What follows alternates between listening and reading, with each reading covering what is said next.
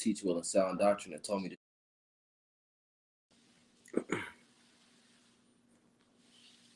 All right, Shalom. Before we get started, as always, we want to give all praise, honor, glory, and worship to Yahweh, Bahashem, Yahweh Shai, Bahashem, Kodash. Double honors to the apostles and the elders of Great Millstone who rule well, who teach well and sound doctrine that taught me this truth.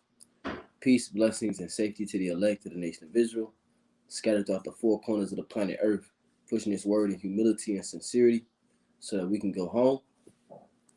The Wadi Yahweh Bashim Yahweh Shai Kaya Rakah HaKodash for the Holy Spirit to bring out this lesson, and Lord willing, this lesson is edifying.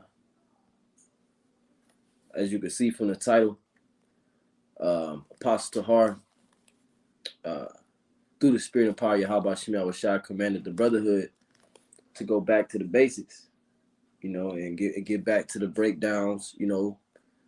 We have to go back to the basics, and we have to do these breakdowns because you still have new people coming in who need the breakdowns, who sincerely want to learn the breakdowns, and are able to bear that meat.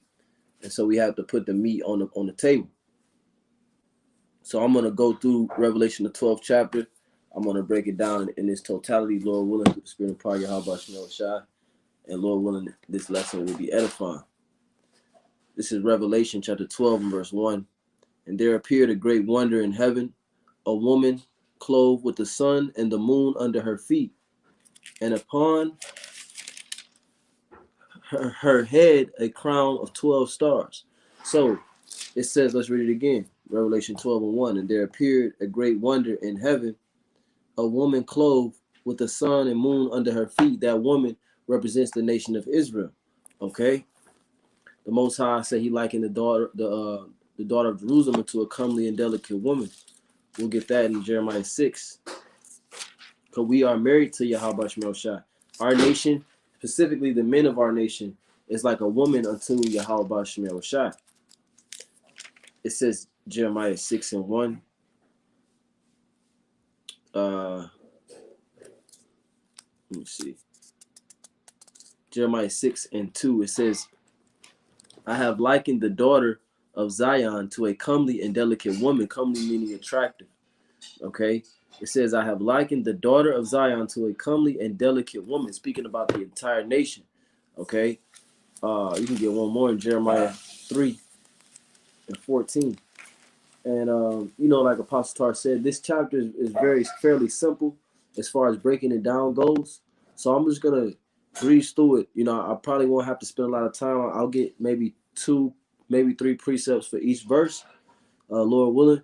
But it's a very simple chapter to break down. And then, Lord willing, I can come back maybe tomorrow with Revelation 13.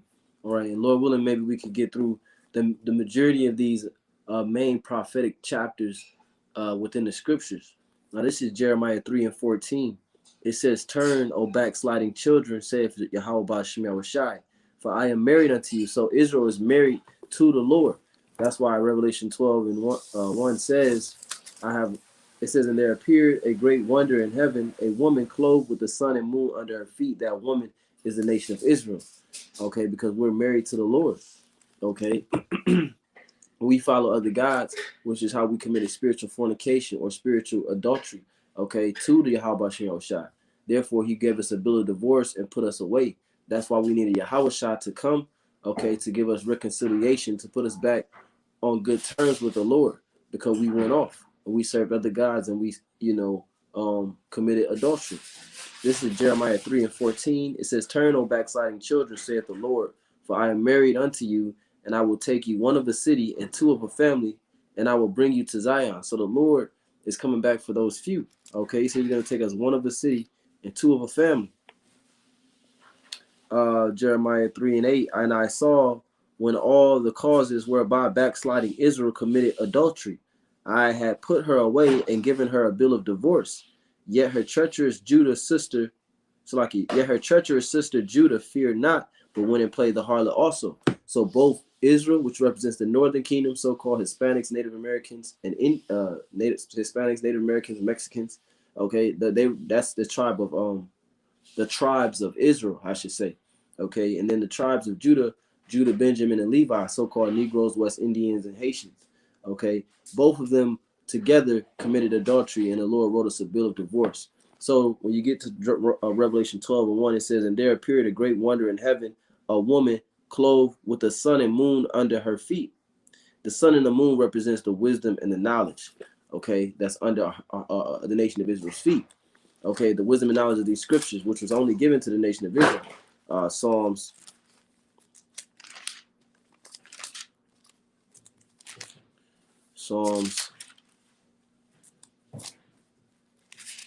bear with me real quick. I didn't plan on pulling this one. Psalms 147, verse 19. He showeth his word unto Jacob, his statutes and his judgments unto Israel. He hath not dealt so with any nation. And as for his judgments, they have not known them. Praise ye Yahweh Shem Shah. So the Lord gave these laws, statutes, and commandments, this sun and this moon, this wisdom and this knowledge and understanding to the nation of Israel only. Okay. And they said that though that wisdom and knowledge was under our feet, right? Psalms 119. Bear with me. I think it's 104. Select. Because it said that the sun and the moon was under our feet, which I told you that sun and that moon represents wisdom and knowledge. Psalms 119 and 105 is what I want. It says Psalms 119, verse 105. It says, thy word is a lamp unto my feet. Okay. The word, the wisdom, the knowledge, and the understanding. All right. That's that brightness. The wisdom causes a man's face to shine. Wisdom is a shining force. Okay. So that gives light. It's a lamp. It says, thy word is a lamp unto my feet and a light unto my path. Right. Proverbs. Let's go to Proverbs 4. Proverbs 4 and 18. It says, but the path of the just is as the shining light that shineth more and more perfect unto the day. So that shining light is for the nation of Israel via this wisdom and understanding. Revelation 12:1, and there appeared a great wonder in heaven, a woman clothed with the sun and the moon under her feet, and upon her head a crown of 12 stars. Now these 12 stars represent the 12 tribes of the nation of Israel. Okay. Let's go to Genesis 37. Genesis 37 and verse, bear with me, let me find the verse.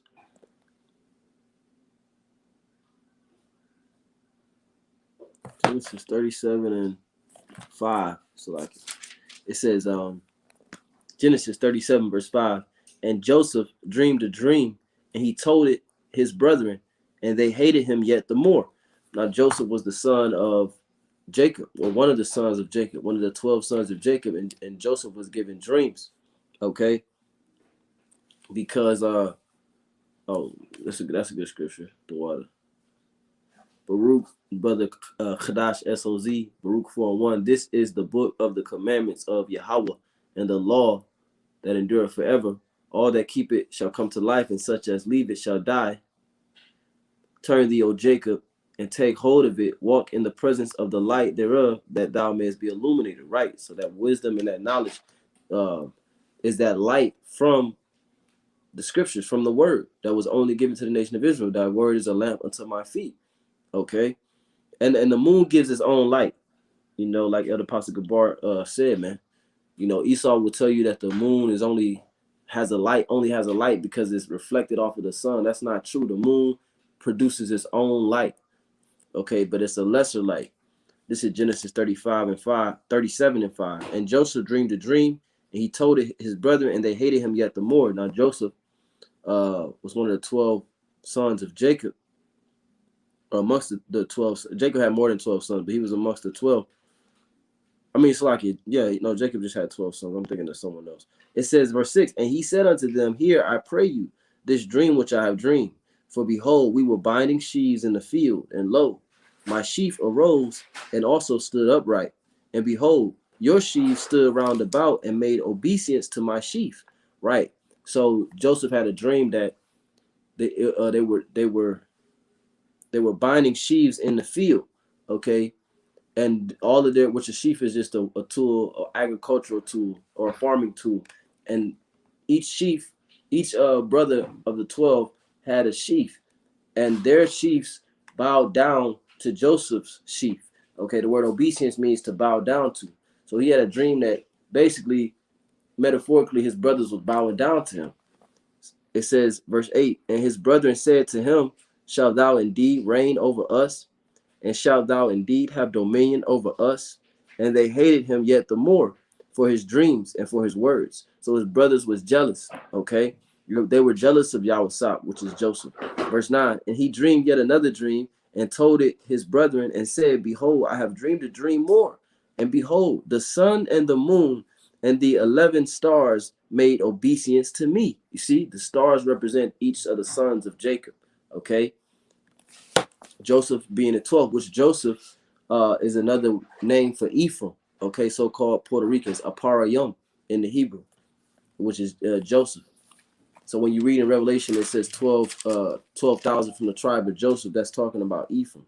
Okay, Revelation 12:1, and there appeared a great wonder in heaven, a woman clothed with the sun and moon under her feet, and upon her head a crown of 12 stars. Again, those are the 12 tribes of Israel. Keep that in mind. And she, being with child, cried, travailing in birth and pain to be delivered. Okay, she, being with child, cried in pain to be delivered. That child is talking about Yahushua. Okay, but let me get this. Matthew 11, because the nation of Israel was being oppressed by the Roman army. Okay, during this time there was a great oppression because they were trying to stop the coming of the Messiah. Matthew 11 and verse 11, it says, verily I say unto you, among I'll read this. It says, among them that are born of women, there have not risen a greater than John the Baptist. So what does that mean? That don't mean that John the Baptist wasn't in the truth, ISUPK. That means that there have not risen a greater than John the Baptist. Notwithstanding, he that is least in the kingdom of heaven is greater than he. And from the days of John the Baptist until now, the kingdom of heaven suffereth violence, and the violent take it by force. So that's what was going on. Okay, that's why it says, and there appeared another wonder in heaven. It's like it, verse 2, Revelation 12:2. And she being with child, meaning the Messiah was yet prophesied to come, travailing in birth and pain to be delivered. Okay, being oppressed. It says, verse 3, and there appeared another wonder in heaven, and behold, a great red dragon, having 7 heads and 10 horns, and 7 crowns upon her heads. So these 7 heads represent kingdoms, okay, and these 10 horns represents nations. Okay, now you have 2 sets of the 7 heads and the 10 horns. You have the I don't want to say ancient, because it's not quite ancient, but you have the old names that they were referred to, and you have the modern names that they were referred to. Now the 10 horns represent the United Nations. I mean, Salakia. I said the United Nations. Salakia. That's not what it means. The 10 horns represents the European Union, EU. Okay, that's what I'm thinking about. And those nations is Belgium, Denmark, France, Italy, Greece, Spain, England, West Germany, Luxembourg, and Netherlands. And these are all Edomite nations. Okay, this great red dragon is all kingdoms of Esau, Edom. Okay, it says the 10 horns, once again, Belgium, Denmark, France, Italy, Greece, Spain, England, West Germany, Luxembourg, Netherlands. Write that down. All right. Here, I'll show it on the screen real quick. Just bear with me 2 seconds.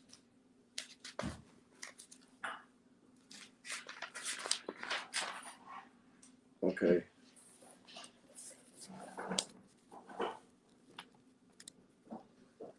I don't know how well you can see that, but those are the 7 heads and the 10 horns there. So, you screenshot that, do whatever you got to do.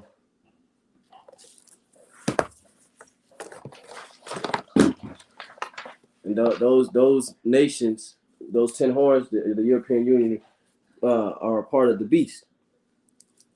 And America is the whore that rideth the beast. Now, Revelation 12:3, it says, and there appeared another wonder in heaven. Behold, a great red dragon, all right, which Esau, holy, or the Edom, having 7 heads and 10 horns and 7 crowns upon his heads. Now, the 7 heads, Greece, Rome, Germania Major, Germania Minor, Spain, or the Spanish, the French, and Britannia. Okay, Greece, Rome, Germania Major, Germania Minor, Spanish, the French, and Britannia, Britain.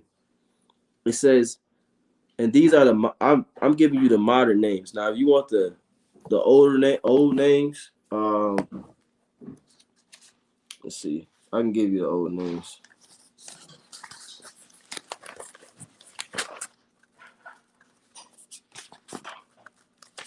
And there's maps with this very same. Lord willing, I'll print out the map with it. I didn't think to print it out before this lesson, so Salaki. But it says, so the ancient 7 heads are Huruli, Lombards, Visigoths. This is the 7 heads. Huruli, Lombards, Visigoths, Ostrogoths, Suevi, the Franks, and the Anglo-Saxons. The 10 horns, the ancient names will be Burgundians, and this is basically what, like, for example, Belgium, Burgundians, Denmark, Huruli. This is just the names of the land masses and the names that those cultures went by. It says Franks, Alemanni, Subai or Suevi, Visigoths, Lombards, Vandals, Anglo-Saxons, and Ostrogoths. Okay, but now they go by these modern names.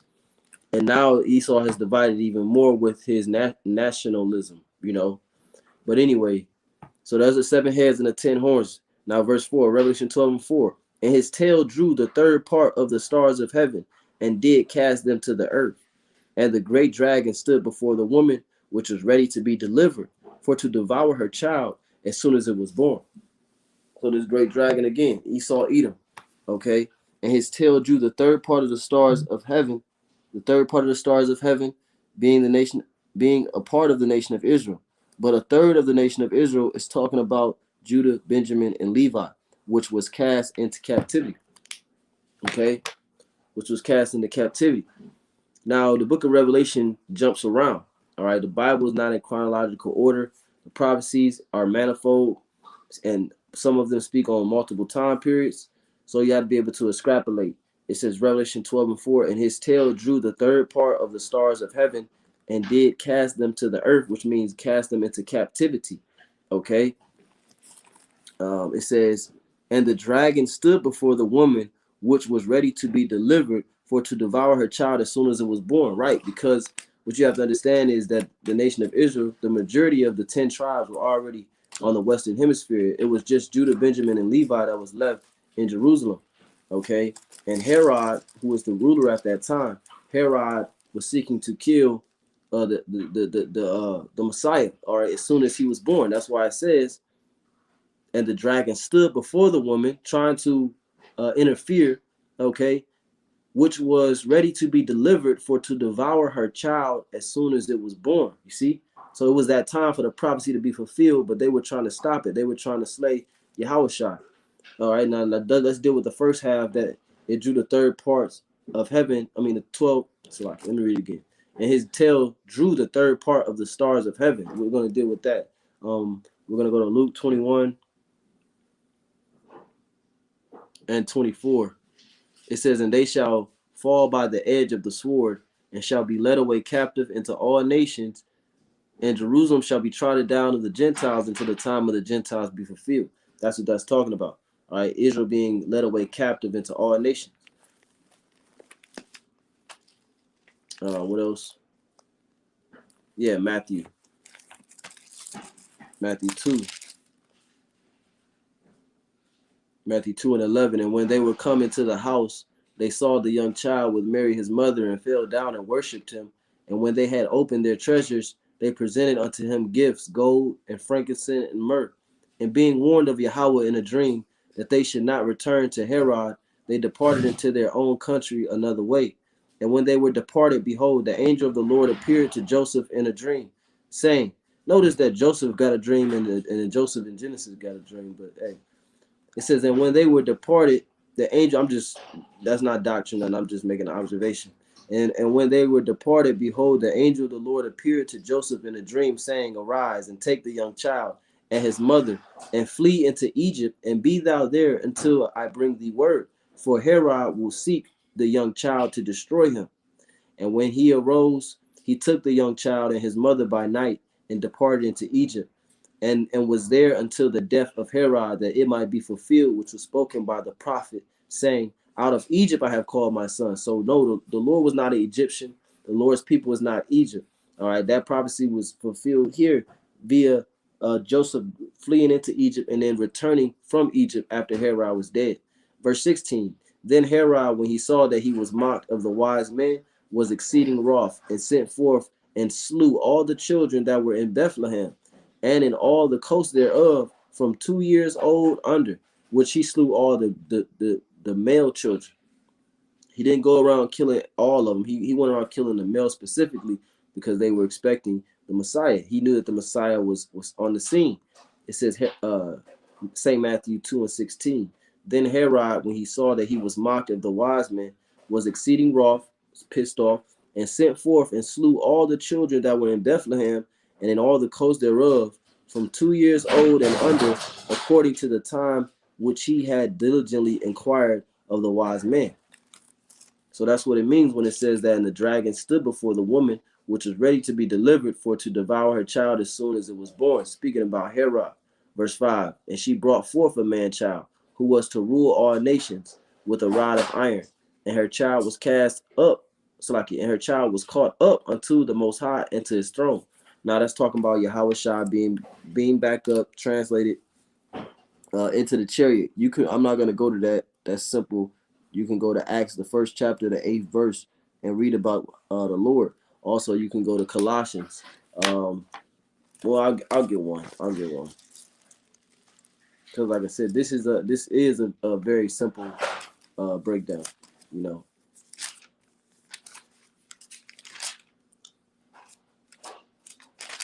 So like it's a new Bible, so bear with me. Colossians.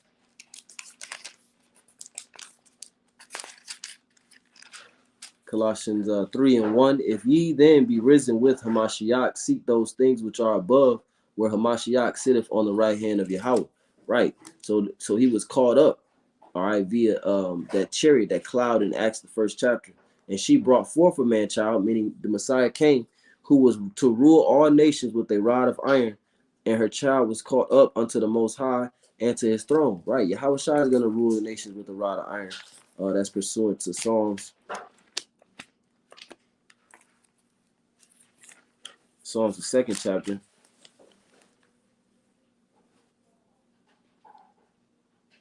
Psalms chapter 2, verse 8, acts of me, and I shall give thee the heathen for thine inheritance, and the uttermost parts of the earth for thy possession. Thou shalt break them with a rod of iron, and thou shalt dash them in pieces like a potter's vessel. And who is that talking about? It's talking about Yahushua. You jump down to verse 12, it says, kiss the Son, lest he be angry, and ye perish from the way. And when his wrath is kindled but a little, blessed are all they that put their trust in him. Speaking on the Son, Yahushua. All right. Revelation 12:6. And the woman fled into the wilderness, where she have a place prepared of Yahweh, that they should feed her 1,260 days. So that wilderness is talking about Africa. Okay. That wilderness is talking about us fleeing into Africa. We read it earlier, but I'll read it again. Luke 21:24. No, Luke 21:21. Then let them which are in Judea flee to the mountains, and let them which are in the midst of it depart out, and let not them that are in the countries enter thereinto. So where is he telling us to flee? Into the mountains of Africa, okay, which was the wilderness, the jungle. All right, and then the latter wilderness is America. This place was a complete wilderness before the so-called white man got his hands on it. All right. It says 21, then let them which are in Judea flee to the mountains, which it means into Africa, Okay, let them which are in the midst of it depart out, and let not them which are in the countries enter in there too. Enter therein too. It says, and the woman fled into the wilderness where she have a place prepared of Yahweh, that they should feed her there 1,260 days. Talking about this white man spoiling us, man. All right. This place was prepared by Yahweh Shemiel Shai. The Lord said that he sent our enemies against us. Okay. And he brought us here into Babylon because it's here that we shall be delivered. That's in the book of Micah. Okay. But while we're here, the Lord put the spirit on Esau to spoil us. Jeremiah 2:14. Is Israel a servant? Is he his homeborn slave? Why is he spoiled? So he provided everything for us.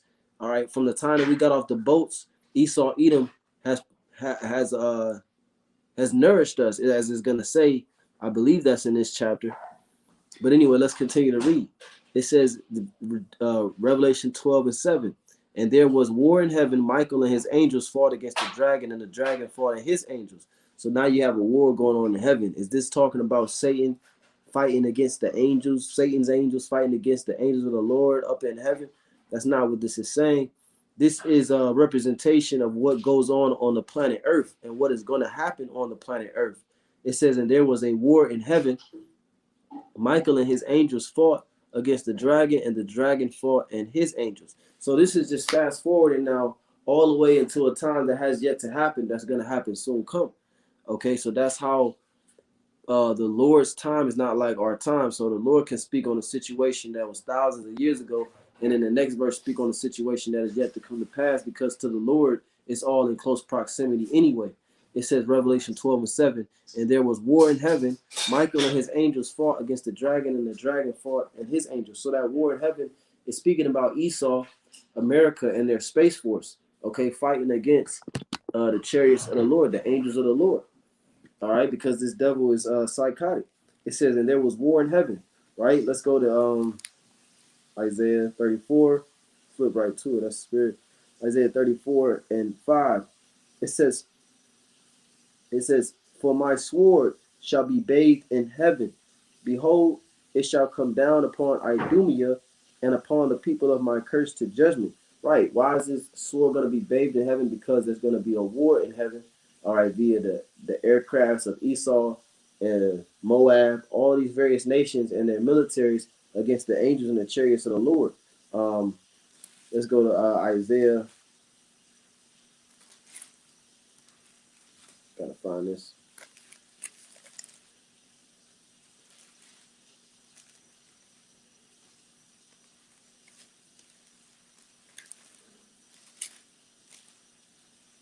Bear with me.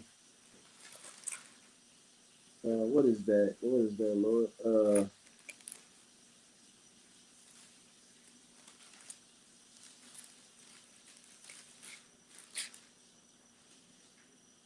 Damn. The Lord said, as birds flying, as birds flying, because the Lord's gonna fight with these chariots. Now I'm gonna get Second Ezra the 13th chapter, but I'm trying to find this other one in Isaiah, man.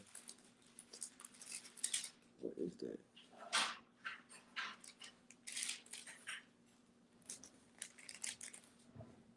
All right, Salaki. But you could search it in your own time. Scriptures in Isaiah. It says, as birds flying, so will the Lord defend Jerusalem. Okay, which is talking about those chariots and that war that's going to take place in the Shemayim. Okay, and Esau is going to fail miserably.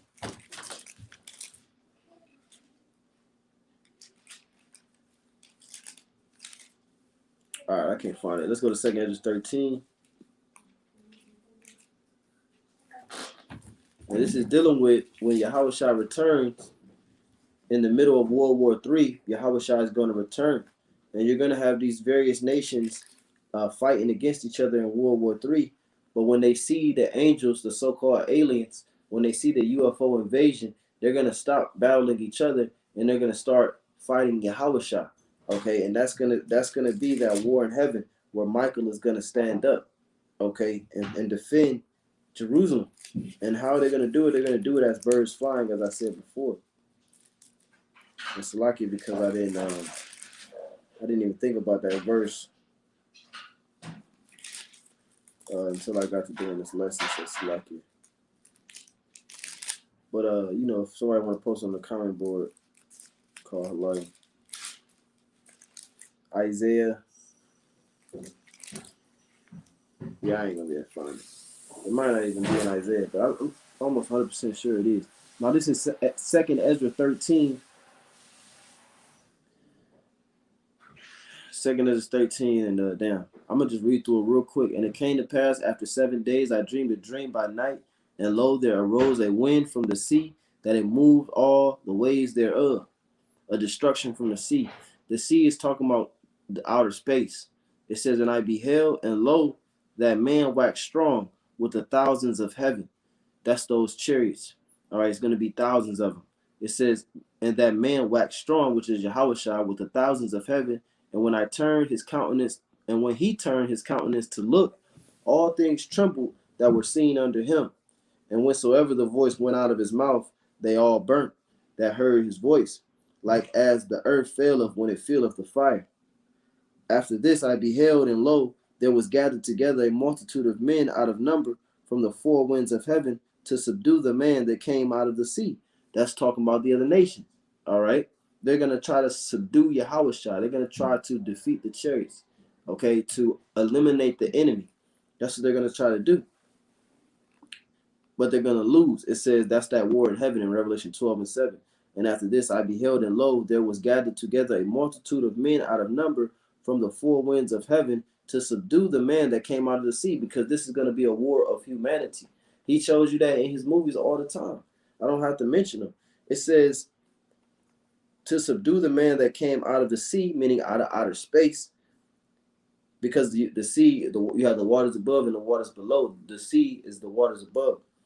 And I beheld, and lo, he had graven himself a great mountain and flew upon it. That's how you know it's not an actual mountain, because he flew upon it. It's talking about the fathership. Verse 7, 2nd Ezra 13:7. But I would have seen the region or place where out the hill was graven, and I could not. Meaning what? The chariot was so big that he couldn't see where it began and where it ended. It filled the entire sky as far as his eye could see. It says, I would have seen the region or place where out the hill was graven, and I could not. And after this I beheld, and lo, all they were gathered together to subdue him, and were sore afraid, and yet durst fight. You see? So the nations are going to be afraid, but they're going to be terrified, they're going to tremble, but the Lord is still going to put the spirit in them to fight.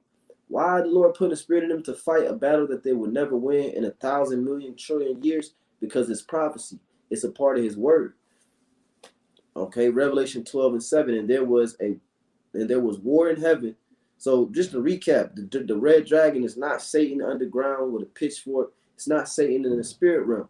The red dragon is Esau, Edom, and his power structure, the Roman Empire, and then now NATO and the EU, the 7 heads and the 10 horns. And now there was a war in heaven, meaning what? Meaning a war within this rulership, but also in the upper atmosphere.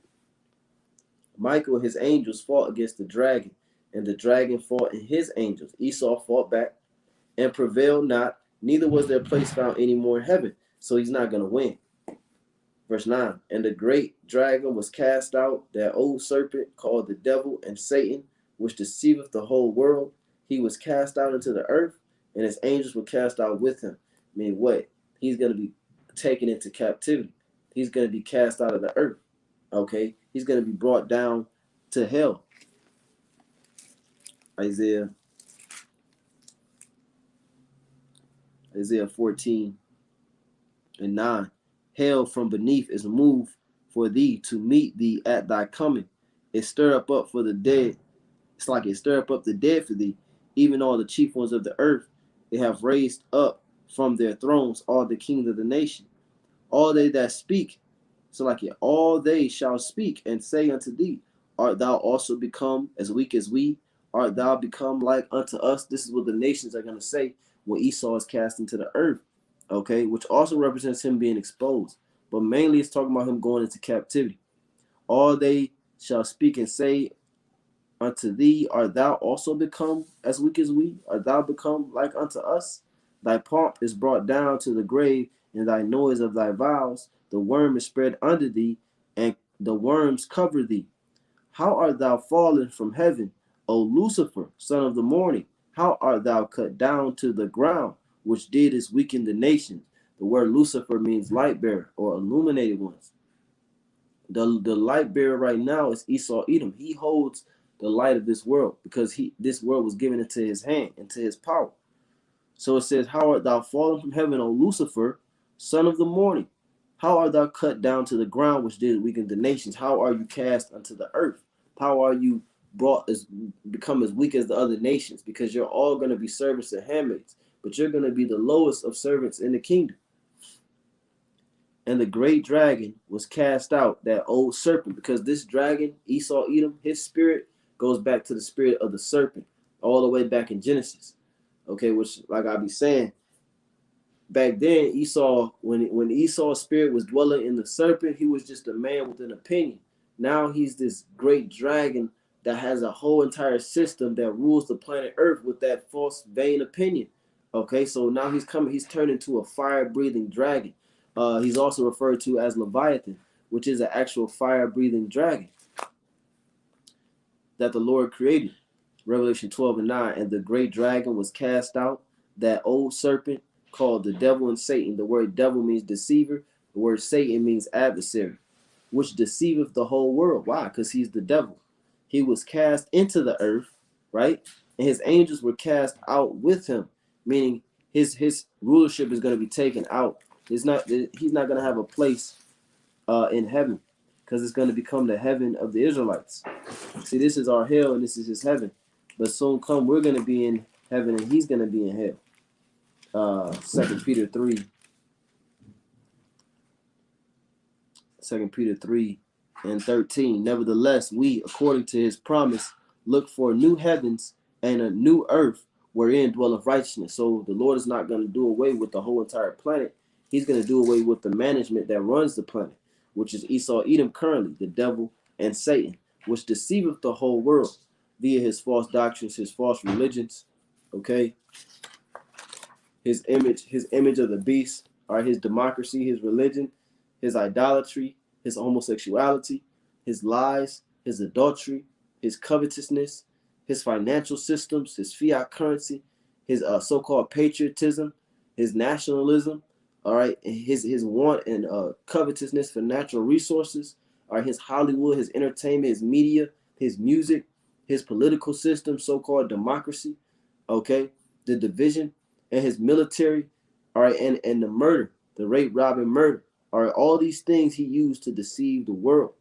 All right, it says, verse 10, and I heard a loud voice saying in heaven, now is come salvation and strength, and the kingdom of our power, and the power of his anointed. For the accuser of our brethren is cast down, which accused them before our power day and night. See, Esau accuses us. Okay, he puts us in a position to sin. You know, he takes away all of our livelihood. You know, he put us in chains. He fed us shrimp, pork, crab, and lobster. He told us that Yahushua was a white boy named Jesus. All right, and then we started to pray to these things, and then Esau and his witches and warlocks, all right, they prayed to the Father in Hebrew.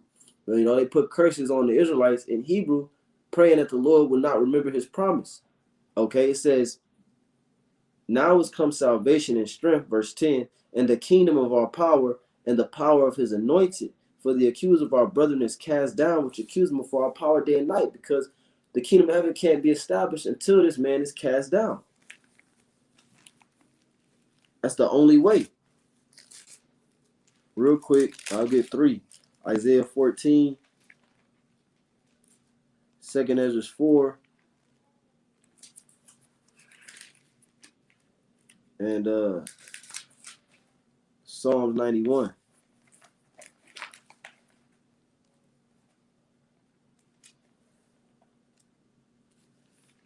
Bear with me 2 seconds. 2 Ezra 4, Isaiah 14, and Psalms 90, not 91, Psalms 90. Lord, when I can find Psalms 90. Now this is Isaiah 14 in verse, because it said we read here, for the accuser of a brother is cast down, right? That's when the kingdom is going to come, when this man is cast down and taken out of the way, which also reminds me of 2 Thessalonians. I'll get that instead of a song. 2 Thessalonians 2. Isaiah 14, verse 4, that thou shalt take up this proverb against the king of Babylon and say, how have the oppressor ceased? The golden city ceased. The Lord hath broken the staff of the wicked and the scepter of the rulers. He who smote the people in wrath with a continual stroke. He that ruleth the nations in anger is persecuted, and none hindereth. The whole earth is at rest and is quiet. They break forth into singing. Yeah, the fir trees rejoice at thee, and the cedars of Lebanon, saying, since thou art laid down, no fellow has come up against us. So even the plants, the trees, the animals, they're going to rejoice. They're going to say, since this man who created deforestation has been taken out of the way, no feller, the word feller means someone who chops down or falls trees. So no feller has come up against us anymore. We actually able to grow like we're supposed to. We're actually able to give oxygen, H2O, to the planet Earth. All right, the trees are going to rejoice when this man is taken down. That's why it's going to be spirits in heaven rejoicing. You know, now has come salvation and strength and the kingdom of our power, Yahweh Bahashim Yahushua, and of his anointed, because the accuser of our brethren is cast down. All right, which accused us day and night. Also, let's see, Psalms 50. I need more Bibles. Psalms 50.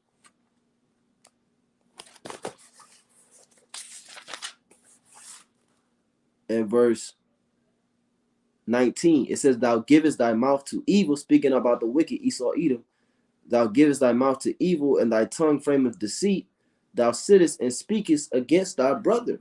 Thou slanderest thine own mother's son. That's talking about us, Jacob. They sit and they speak against us, man. Okay? They plot against us, and then they accuse us to the Heavenly Father. All right? As if they're not oppressing us, oppressing the majority of our nation to allow them to go off. But they cannot deceive the elect, pursuant to Matthew 24. All right? It says Isaiah 14, verse 12. How art thou fallen from heaven, O Lucifer, son of the morning?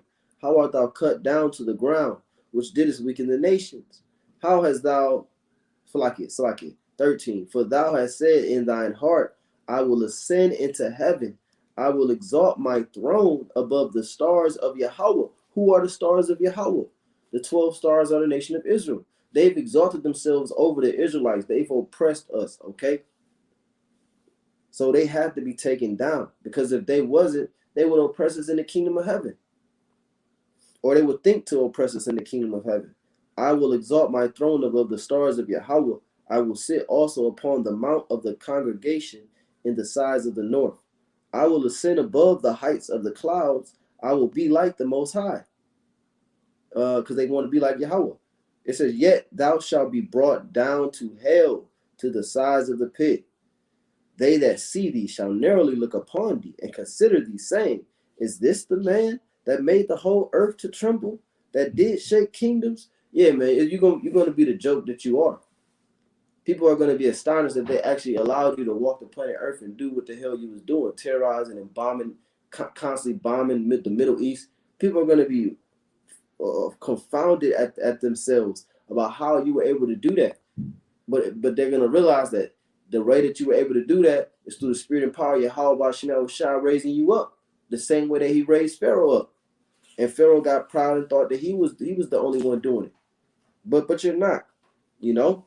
You're going to be brought down. I thought of one more, Malachi. Malachi 1:4. Whereas Edom saith, we are impoverished, when they were in the Caucasus Mountains, but we will return and build the desolate places. Thus saith the Lord of hosts, they shall build, but I will throw down. So this man has to be cast down, man. The Lord's going to throw. You know how it feels when you throw somebody down? Or you know how it feels to be thrown down? and then your head smack the concrete, head smack the pavement, you could die. Well, Esau, you about to die. Because the Lord throw you down, it's a real throwdown. It says, thus saith the Lord of hosts, they shall build, but I will throw down. And they shall call them, talking about who? The whole nation of Edom, them. It's not talking about Esau. Oh, it's just talking about the man Esau. No, it says them. And they shall call them who? The Edomites. All right? Not every so-called white person. You got Israelites, they be out there talking about, all so-called white people going into slavery. That's right. Where is that in the scriptures? Where is that in the scriptures, man? All Edomites going into slavery. You need to get your facts straight. You other camps need to get your facts straight, man. Because you got Israelites that look like white people. So stop saying that. And they shall call them the border of wickedness and the people against whom the Lord have indignation forever. You see? So ain't no way Esau can get out of the righteous anger or the righteous hatred that Yahweh Shah has for him. One more. 2nd Ezra 4, verse 27. 2nd Ezra 4, 8:28. I'll get straight to the point. But as concerning the things whereof thou askest me, I will tell thee. For the evil is sown, and the destruction thereof is not yet come.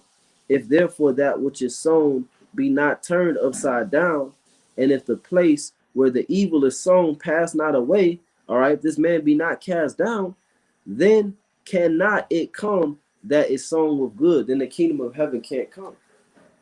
Okay, one more. 2 Thessalonians 2, verse 7. For the mystery of iniquity doth already work. It says, only he who now letteth will let until he be taken out of the way. You see? Only he who now letteth. Who's that? That's Yahweh Shem Shah. They're allowing you, they're letting you do what you do until you be taken out of the way. All right, when you're going to be taken out of the way, when Yahweh Shah come back with the thousands of heaven and you try to make war with him and you fail miserably, it's going to be a flawless victory. Revelation 12 and 10. That's why you got your Space Force. That's why Donald Trump created the Space Force, to fight against Yahweh Shem Shah. Why the hell would you make a Space Force to fight against the angels that created you? Only the so-called white man. Only the crazy white boy, the Edomite, the red man. And I heard a loud voice saying in heaven, now is come salvation and strength and the kingdom of our power and the power of his anointed. For the accuser of our brethren is cast down, which accused them before our power day and night. And they overcame him by the blood of the Lamb, who? The elect. And they overcame him by the blood of the Lamb. That's how we overcome our sins, our debts, and by the word of their testimony, which is this doctrine of Yahweh Shah that was given to the elders and apostles, a great millstone. All right. It says, by the word of their testimony, and they love not their lives unto the death, meaning some of us are going to have to die for this, and we're going to be okay with that because we're going to be raised up and we're going to receive everlasting life. Verse 12, therefore rejoice ye heavens and ye that dwell in them. Woe to the inhabitants of the earth and of the sea, for the devil is come down unto you, having great wrath, because he knoweth that he had but a short time. So now this is the time that we're living in, okay, amongst other prophecies. But this is one of the times that we're living in, the devil coming down with great wrath because he knows that he had but a short time. And again, it's not talking about a man underground with a red pitchfork, as we've explained throughout this lesson. But let me get one more precept dealing with that great wrath.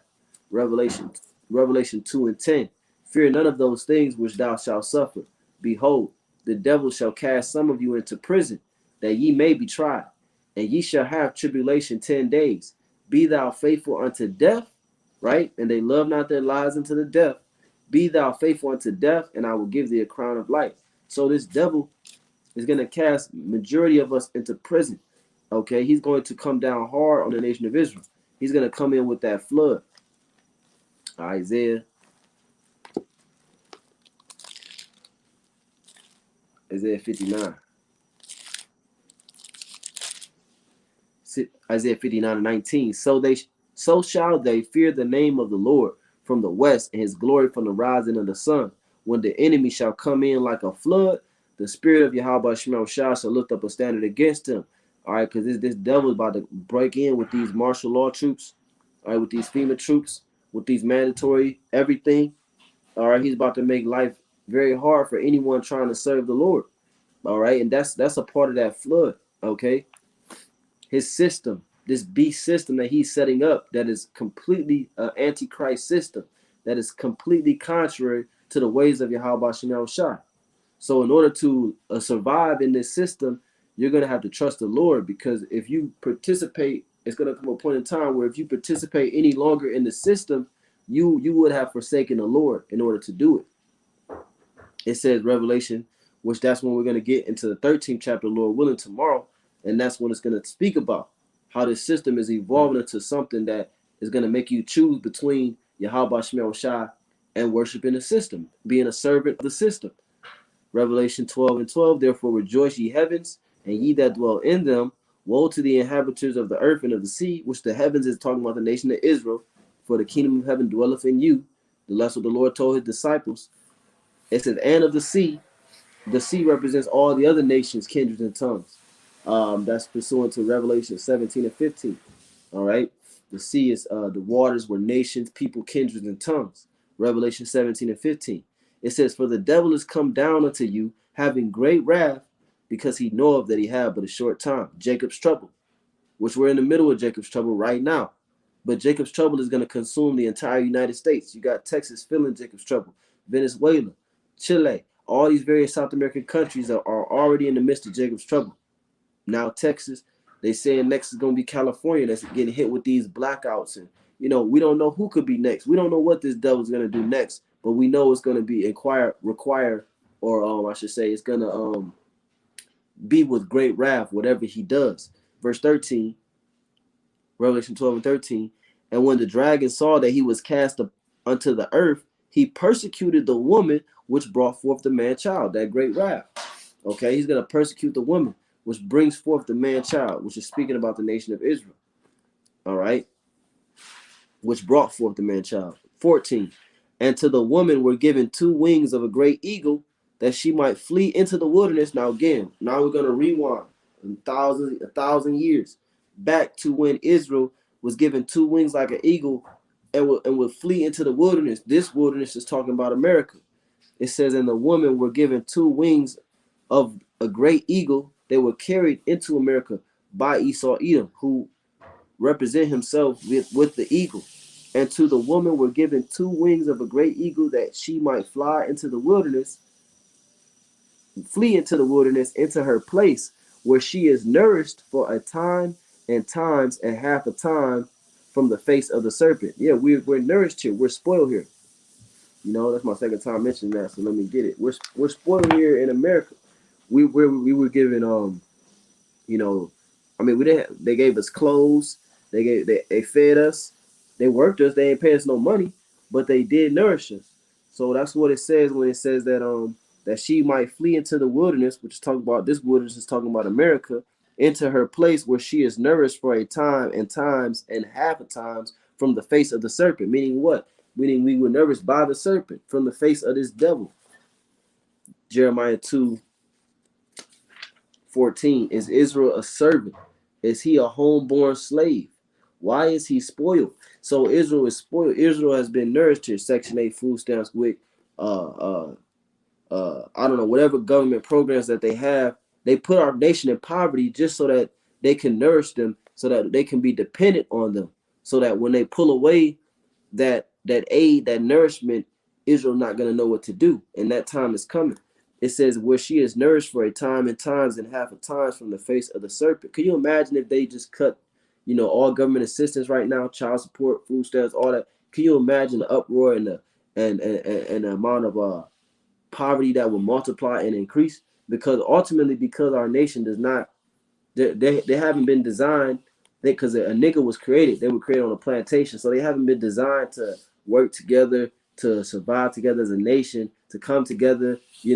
Everybody's so independent. Everybody is, I do it myself, self-made this, self-made that.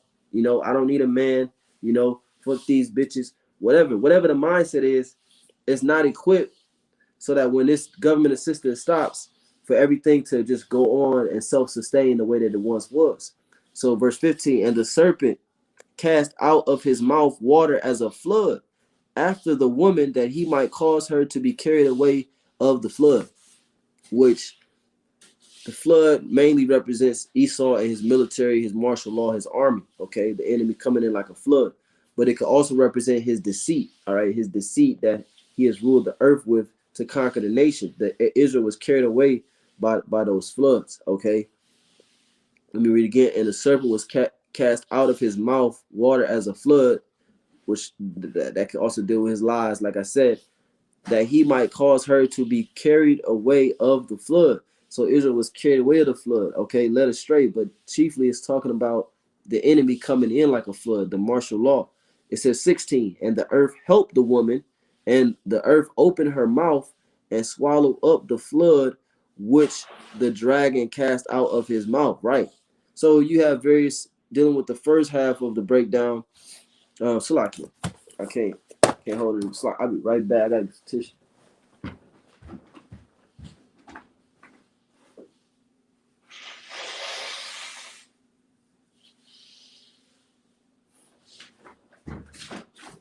Salakia.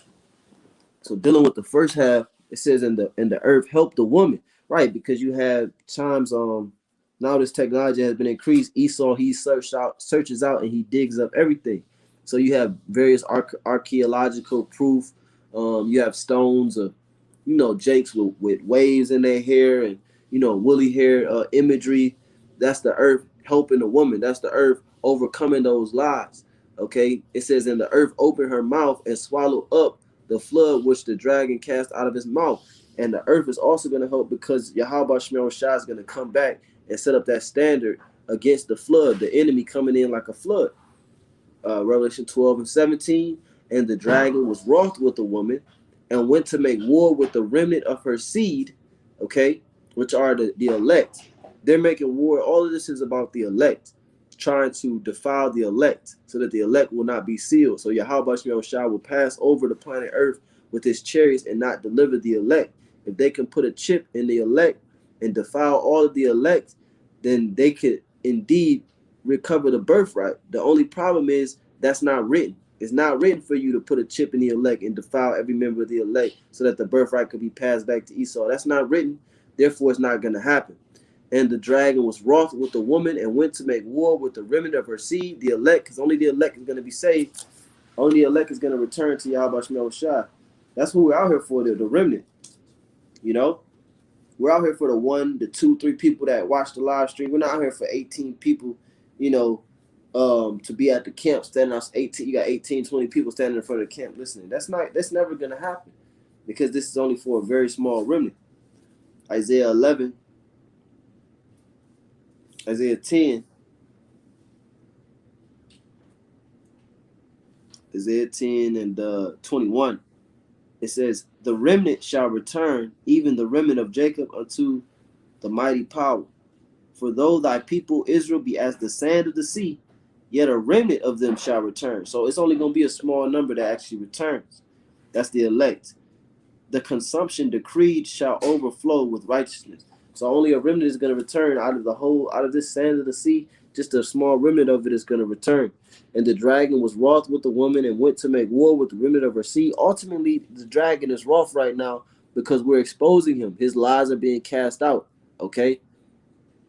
His lies are being cast out with truth. It says, and went to make war with the remnant of her seed, which keep the commandments of Yahweh and have the testimony of Yahweh Shai. That's the elect, man. Only the elect have the testimony of Yahweh Shai. All right? Only the elect have the true testimony because ultimately it's all about the elect. Yeah, they would love to oppress and exterminate all the Israelite camps, but really their main target is the elect. It says, which keep the commandments of Yahweh, which are Israelites. So that the main persecution is going to come upon Israelites. All right, you have some hardcore Christians that actually keep the commandments, but this main persecution, this main war that he's going to wage is going to be against the elect, and ultimately the ones that are on sound doctrine, which are the like-minded men of Great Millstone and the like-minded men. It says, which keep the commandments of Yahweh and have the testimony of Yahweh Shai. That's why CBS News had the report about social media market, MOB and microchip conspiracies on social media via religious groups. Who is that talking about? That's only talking about us. None of these other all these other camps tell you that the mark of the beast is spiritual. It's not talking about them. They're not going into the gates of the nobles. All right, this doctrine is going into the gates of the nobles because this is the truth. So this is the actual doctrine that they have to wage war against. This is the doctrine that they have to put their lives up against to try to stop this truth. All right, they're not worried about the spiritual mark breakdown, and they're not worried about, because that's not the truth. If it was the truth, they would be worried about it, but it's not. All right. So hey, I think that's the whole chapter, and Lord willing, I want to do either 11 or 13 tomorrow. So, we'll see how the Spirit go. If the Spirit allow me to do it. Lord, when this edifying to the elect of the nation of Israel, I want to say, Call Halayim La, Yahweh, Bahashem, Yahushua, Bahashem, Rucha Kodash, Nathan Mashanakabah, Lahazakom, Yamshah, Gadar Rakab, which means give double honors to the elders of Great Millstone. Washalawom, Lahata Kakawa, Bachayar. All right. And peace to the elect of the nation of Israel. Kwame Shalom.